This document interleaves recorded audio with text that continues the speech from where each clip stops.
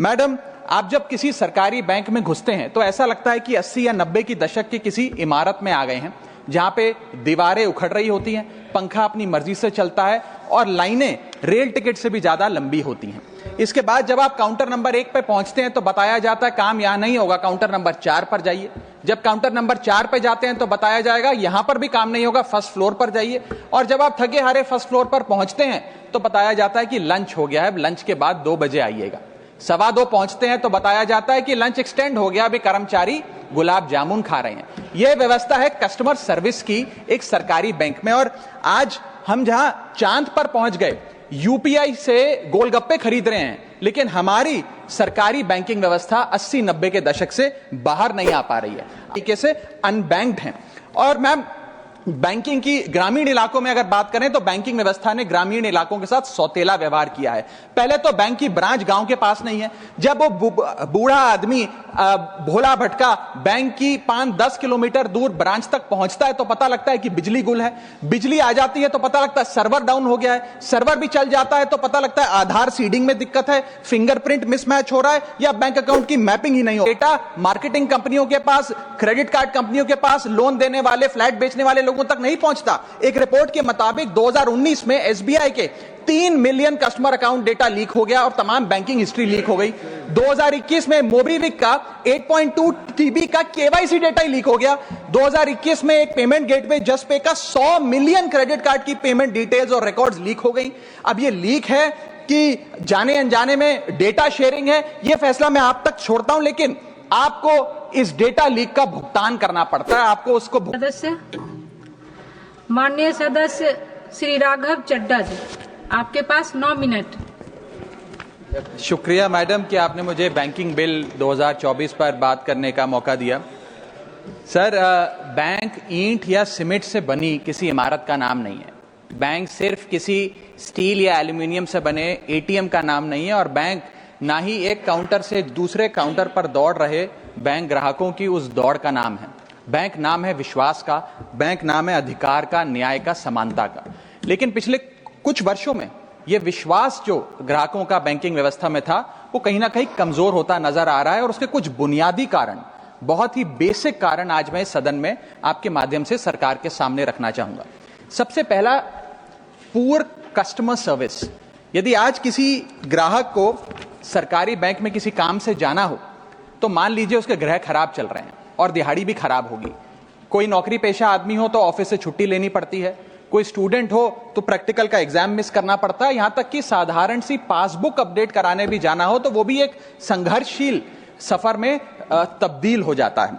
Madam, यह व्यवस्था है कस्टमर सर्विस की एक सरकारी बैंक में। और आज हम जहां चांद पर पहुंच गए, यूपीआई से गोलगप्पे खरीद रहे हैं, लेकिन हमारी सरकारी बैंकिंग व्यवस्था 80-90 के दशक से बाहर नहीं आ पा रही है। अभी आरबीआई के गवर्नर ने हाल ही में एक प्रेस कॉन्फ्रेंस कर वित्तीय वर्ष 23-24 की रिपोर्ट जारी करते हुए कहा कि 95 स्केड्यूल्ड कमर्शियल बैंक्स में एक साल में, एक वित्तीय वर्ष में 1 करोड़ से ज्यादा कस्टमर सर्विस से संबंधी कंप्लेंट्स आई हैं। और ये तो वो कंप्लेंट्स हैं जिन लोगों को पता था कंप्लेंट कैसे दर्ज करानी है और उन्होंने दर्ज कराई। न जाने ऐसी कितनी कंप्लेंट्स होंगी जो सिस्टम में कैद ही नहीं हुई। इसी के साथ साथ बैंकिंग कोड और स्टैंडर्ड्स बोर्ड ऑफ इंडिया का एक सर्वे बताता है कि 45% बैंक कस्टमर्स बैंकिंग व्यवस्था से डिससैटिस्फाइड है, असंतुष्ट हैं। और मैं चाहूंगा आपके माध्यम से सरकार के कानों तक ये बात पहुंचे कि डिजिटल सर्विसेज का एक कस्टमर सेटिस्फैक्शन ऑडिट कराना चाहिए सरकारी बैंकों का, कि क्या हमारी सरकारी बैंकों की वेबसाइट का इंटरफेस या मोबाइल एप्लीकेशंस सरल हैं, अच्छी हैं, या कस्टमर्स उससे त्रस्त हैं। दूसरा बड़ी समस्या है रूरल इंडिया के अंदर limited access to banking infrastructure. आइए गांव की ओर चलते हैं। मैडम, क्या हमारी बैंकिंग व्यवस्था ग्रामीण इलाकों तक पहुंच चुकी है? नाबार्ड की एक रिपोर्ट बताती है कि 50% of rural India is still suffering from lack of adequate access to banking. Financial inclusion index की आरबीआई की 2020 की रिपोर्ट बताती है कि ग्रामीण भारत में हर 100 में से मात्र 54 लोगों तक ही हमारी बैंकिंग व्यवस्था जैसे तैसे पहुंच पाई है। और 30% से ज्यादा रूरल हाउस होल्ड आज भी ऐसे हैं जो पूरी तरीके से अनबैंक्ड हैं। और मैम, बैंकिंग की ग्रामीण इलाकों में अगर बात करें तो बैंकिंग व्यवस्था ने ग्रामीण इलाकों के साथ सौतेला व्यवहार किया है। पहले तो बैंक की ब्रांच गांव के पास नहीं है। जब वो बूढ़ा आदमी भोला भटका बैंक की 5-10 किलोमीटर दूर ब्रांच तक पहुंचता है तो पता लगता है कि बिजली गुल है।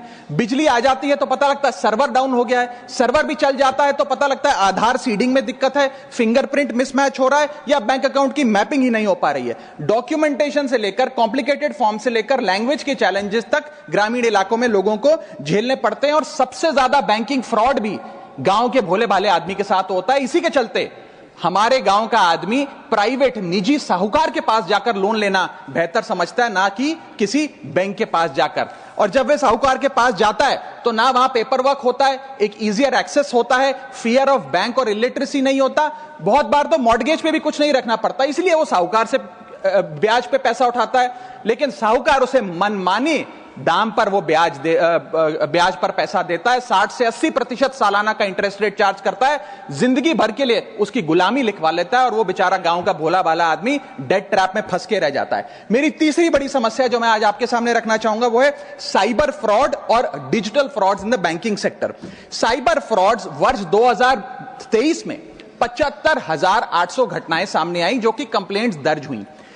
वर्ष 2024 आते आते 75,000 से बढ़कर यह आंकड़ा 2,92,000 हो गया, यानी कि 285% के बैंकिंग फ्रॉड्स की घटनाओं में इजाफा देखा गया। और 2100 करोड़ रुपए लोगों के इस बैंकिंग फ्रॉड के चलते जीरो हो गए, शून्य हो गए, उनका नुकसान हो गया। और सबसे ज्यादा कंप्लेंट्स इसमें यूपीआई रिलेटेड बैंकिंग फ्रॉड्स की आई हैं। मैडम, मैं आपको बताना चाहूंगा कि मनी थेफ्ट के साथ साथ उतना ही जरूरी है डेटा थेफ्ट। जब आप बैंक को पूरे विश्वास के साथ अपना डेटा देते हैं, अपना पैन देते हैं, अपना नाम, एड्रेस, डेट ऑफ बर्थ, तमाम चीजें देती हैं, क्या बैंक आपके डेटा को सुरक्षित रख पाता है? क्या बैंक वो जाने अनजाने में या डेटा चोरी के माध्यम से वो सारा हमारा डेटा मार्केटिंग कंपनियों के पास, क्रेडिट कार्ड कंपनियों के पास, लोन देने वाले, फ्लैट बेचने वाले लोगों तक नहीं पहुंचता? एक रिपोर्ट के मुताबिक 2019 में एसबीआई के 3 million customer account data leak हो गया और तमाम बैंकिंग हिस्ट्री लीक हो गई।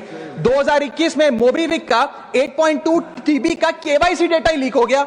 2021 में एक पेमेंट गेटवे जस्टपे का 100 मिलियन क्रेडिट कार्ड की पेमेंट डिटेल्स और रिकॉर्ड्स लीक हो गई। अब ये लीक है कि जाने अनजाने में डेटा शेयरिंग है, ये फैसला मैं आप तक छोड़ता हूं, लेकिन आपको इस डेटा लीक का भुगतान करना पड़ता है, आपको उसको भुगतना पड़ता है। और उसका सबसे छोटा सा उदाहरण है कि आए दिन आपको आपके बीवी, आपके माता पिता, आपके घर वाले फोन करके आपका हाल पूछे ना पूछे, मार्केटिंग कॉल्स वाले आपको रोज फोन करके कहेंगे कि आपका क्रेडिट कार्ड अप्रूव हो गया, आपका लोन अप्रूव हो गया, हमसे फ्लैट ले लीजिए, हमसे फलानी चीज ले लीजिए। इनके पास ये हमारा डेटा आता कहां से? एक बड़ा सवाल है। चौथी समस्या, हिडन चार्जेस और फीस। मैं चाहूंगा आपके माध्यम से ये नाना प्रकार के चार्जेस जो आज मैं सदन में लाया हूं, ये माननीय वित्त मंत्री जी तक पहुंचे ताकि देश के आम आदमी की जो जेब बैंकिंग सिस्टम काट रहा है, ये उसे पता लगे, ग्राहक को भी और माननीय वित्त मंत्री जी को भी।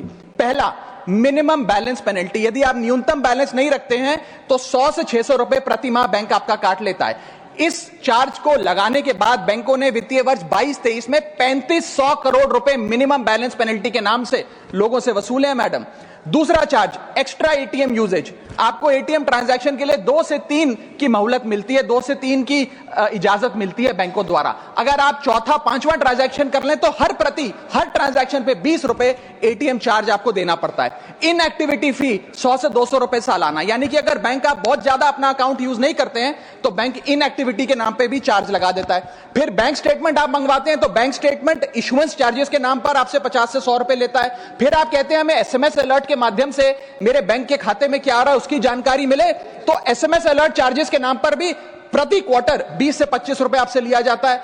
ऑनलाइन पेमेंट करेंगे एनईएफटी की तो ट्रांजैक्शन फी भी ली जाती है। जबरदस्ती आपको पहले लोन बेचते हैं और फिर उसके बाद लोन प्रोसेसिंग फी के नाम पर 1 से 3% लोन अमाउंट का काट लेते हैं। और जब आपकी किस्मत ठीक चल रही हो और आप समय से पहले अपना लोन बकाया जो है उसका भुगतान करने बैंक पहुंच जाएं तो loan pre closure charges, early payment penalty के नाम पर भी बैंक आपसे पैसा वसूलता है। साधारण सा सिग्नेचर बदलवाना हो, नॉमिनी की डिटेल्स बदलवानी हो, उस चेंज पर भी 200 रुपए प्रति ट्रांजैक्शन के नाम पे बैंक आपसे पैसा वसूलता है। और डिमांड ड्राफ्ट, पे ऑर्डर बनाने जाएं तो 100 से 200 रुपए प्रति डिमांड ड्राफ्ट आपसे पैसा वसूलता ही वसूलता है। यानी कि कस्टमर्स की जेब काटी जा रही है और कस्टमर्स को पता भी नहीं लगता कि कितना पैसा बैंक इन नाना प्रकार के चार्जेस के चलते आम आदमी से वसूल रहा है।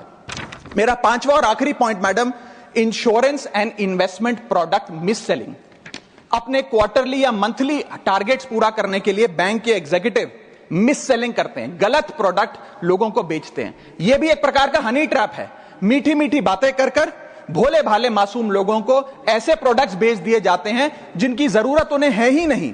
IRDAI, insurance regulatory development authority of India की एक रिपोर्ट बताती है कि 3.5 लाख सालाना कंप्लेंट्स में से 20% कंप्लेंट्स सिर्फ और सिर्फ मिस सेलिंग की, गलत प्रोडक्ट बेचने की उन्होंने दर्ज करी हैं। सेबी की एक रिपोर्ट बताती है कि 30% इन्वेस्टर मिसलीडिंग इंफॉर्मेशन का शिकार हैं, और म्यूचुअल फंड्स की मदर बॉडी, जिसे association of mutual fund of India कहते हैं, वो बताती है कि 23%, मैं खत्म कर रहा हूं मैडम, 23% इन्वेस्टर ऐसे हैं जिनके पास वो प्रोडक्ट्स हैं जो उनके रिस्क प्रोफाइल और फाइनेंशियल गोल से मेल ही नहीं खाते हैं।